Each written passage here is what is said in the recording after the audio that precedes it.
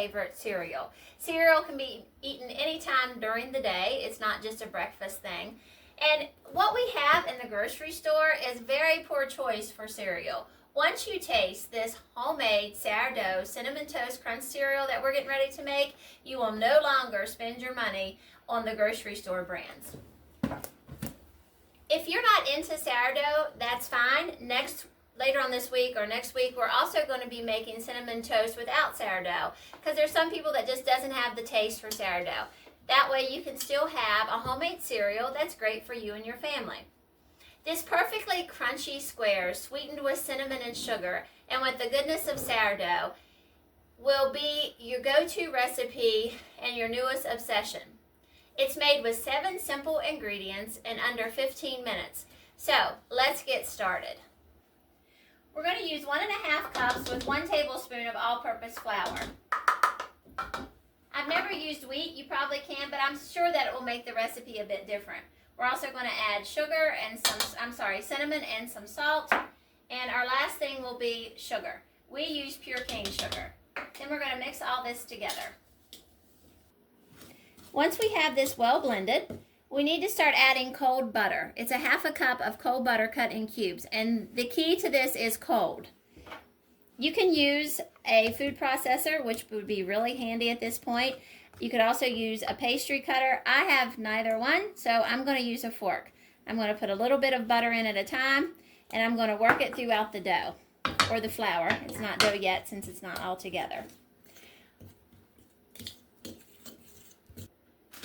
Once we have our cold butter cut in, it will resemble a coarse cornmeal.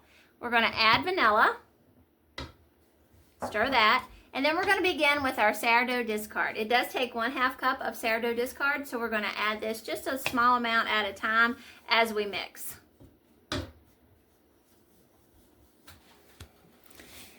As the sourdough is added, discard. You could also use the active starter. You just want to make sure that you have the same weight of 120 grams. This will all be in the description below.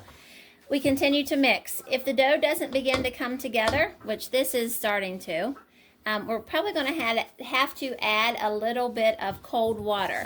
And you only want to do this at a teaspoon at a time because we don't want to make it too wet. As you can see, the sourdough is beginning to all pull together, the whole dough. But I do have some granulants at the bottom, and it seems like when I'm mixing it, there's some more falling off. So I'm just going to add 1/2 teaspoon. This is a teaspoon, but I'm not going to take the whole thing. I'm going to put it in there, and remember, it needs to be very cold water, and do only a small amount at a time. You can see how fast that's already picked everything up and putting it into one big lump. Here is our ball of dough. It's not wet, it's not dry, it's not crumbly, so it worked out well. You can divide this in half if you want to, or you can just start rolling. We need around 1/8 inch of thickness, so our cereal will be nice and crunchy. We're going to run ours through our pasta maker, and we can get the depth that we need for that. You could also roll it pretty thin because it really rolls nice. This dough is not hard to roll at all.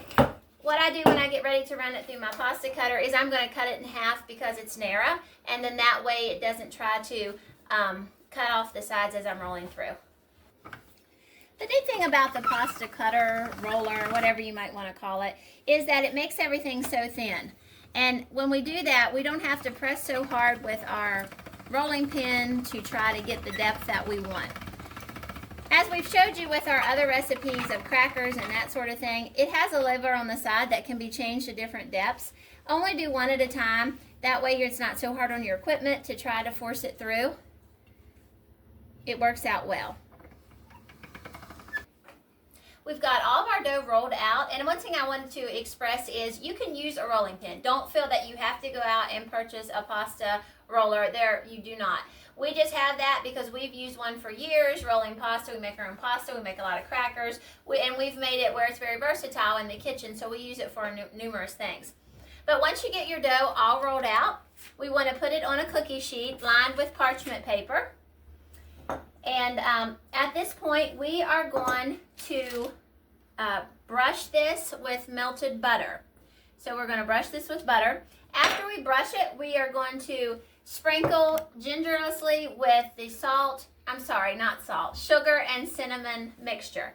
You could also mix honey with your butter if you wanted to, and spread it on once your butter has cooled just a little bit, because if we're going to use honey, we're doing that for enzyme purposes and we don't want to kill them.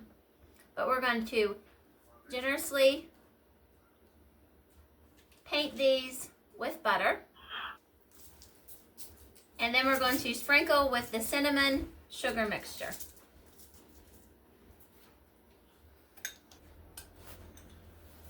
We continue to butter with the pastry brush, and we sprinkle with the sugar cinnamon solution, and you rub it around everything that you have.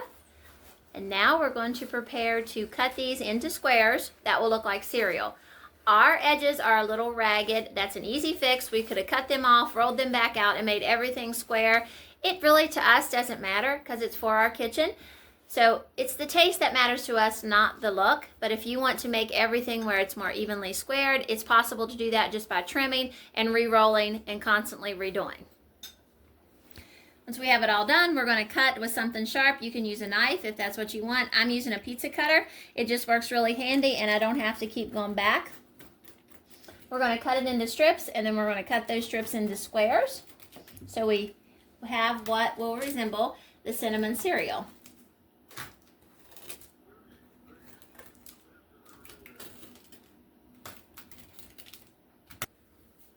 Once we have them cut into the squares or the desired shapes that you want, they need to be moved out, separated from each other just a little bit, so that way they can bake all around the four sides and be nice and crunchy. We have all the squares pulled apart. We're going to pop it in the oven now. It is going to bake at 350 degrees for 15 to 20 minutes. As with any sort of cracker or anything that you want that's going to be crispy, you want to put it in the middle of your oven. If your rack is not there, you need to move it. And we will pull them out in 15-20 minutes and see what they look like. It's been 17 minutes, and we've tested these. They are complete. We're going to pull them out. Turn our oven off, and as you can see, they're a little bit brown on the back. That means they're done. Not burnt, but they're crispy. Now's the time. You gotta let them cool, and then we need to enjoy them with some milk. Thanks for watching our videos. We hope that you are able to help your family on their way to a better health, to help make America healthy again. We can do this all by just starting in our own kitchen. We hope that you liked our videos. We have a lot of other videos on how to make saltine crackers, how to make Ritz crackers, Cheez-Its, and that will all be listed in our description below. Thanks for watching, and have a great day.